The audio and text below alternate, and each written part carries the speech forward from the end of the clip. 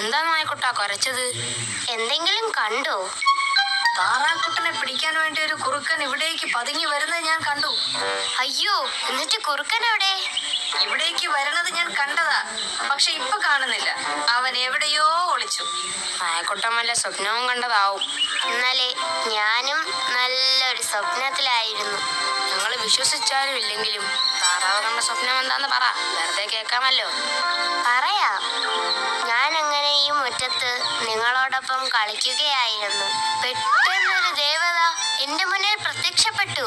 എന്നിട്ട് പറയുകയാണ്, താറാക്കുട്ടി, ഇന്നു മുതൽ നിനക്ക് ഓരോ സ്വർണ്ണമുട്ട ഇടുവാനുള്ള വരം ഞാൻ തരികയാണ്. അമ്പോ, ഇതെന്തൊരു സ്വപ്നം! ഇത് സത്യമാണോ? അതെ. ഇത്രയും പറഞ്ഞപ്പോഴേക്കും ഈ നായക്കുട്ടൻ കുരച്ചു. ഞാൻ കണ്ണു തുറന്നു. ഈ നായക്കുട്ടന് കുരയ്ക്കാൻ കണ്ടൊരു നേരം. താറാവേ, വേഗം കണ്ണടച്ചൊന്നും കൂടെ ഉറങ്ങിക്കോ. ദേവത വീണ്ടും വന്നാലോ? ആ ദേവതയോട് പറഞ്ഞ് എനിക്കും കൂടി എന്തെങ്കിലും വരം വാങ്ങി തരണം. ഇതൊക്കെ വെറും തോന്നലാണ്. ഇതുവരെ ഒരു സാധാരണ മുട്ട പോലും ഇടാൻ നിനക്ക് കഴിഞ്ഞില്ലല്ലോ, പിന്നെയാ സ്വർണ്ണ മുട്ട. എന്റെ ദേവതയെ, ഒരിക്കൽ കൂടി സ്വപ്നത്തിൽ പ്രത്യക്ഷപ്പെടണേ. ആ, 3 പേര് മുറ്റത്ത് തന്നെ ഉണ്ടല്ലോ. ഒരു പ്രയോജനവും ഇല്ലാതെ 3 എണ്ണത്തിനെ വെറുതെ വളർത്തുന്നതാണെന്ന് അച്ഛൻ പറഞ്ഞ എത്ര ശരിയാ. എല്ലാ വീട്ടിലും നായ്ക്കളുണ്ട്, നല്ല പുലിക്കുട്ടിയെ പോലെ മിടുക്കന്മാരായ നായ്ക്കുട്ടികൾ.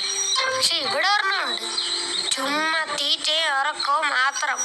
ഓഹോ, അപ്പൊ എന്റെ കുരയൊന്നും നീ കേൾക്കുന്നില്ലേ?